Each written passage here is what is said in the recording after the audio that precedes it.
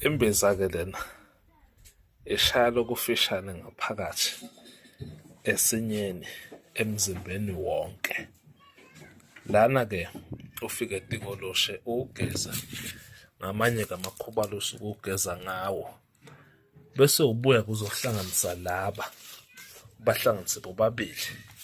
Uma ubahlanganisa-ke laba, sewuyababhoyila, uyabapheka, uyaphuza, ihambe lento lena-ke ifike-ke iphebeze leli qanda latikoloshi la ngaphakathi kuwe.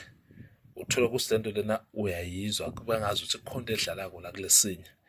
Kusuke kungileli qanda-ke latikoloshi lapho osuke-ke siwakhele khona. Yingakho noma usugezile uthola sesekuhamba hambe kuyavuka lento lena, sekuyavuka uba bathi kanti utikoloshi lona longilokhu ugezwa ungapheli, ulokhu ubuya njalo kancane kancane ugezile, kodwa uma uthi uyahamba kuyavela kuthiwa tikoloshi ukhona.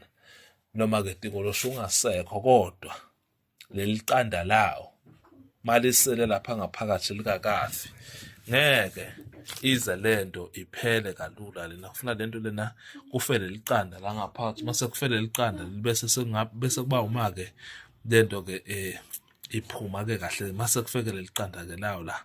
So yaphuma-ke kanjalo-ke utikoloshi-ke sekuyoba lapho susuma-ke uma uthi ulandela izinto zakho ubona kahle hhayi seyiphumile lento lena, naku usuyayibona into ngamehlo amabi.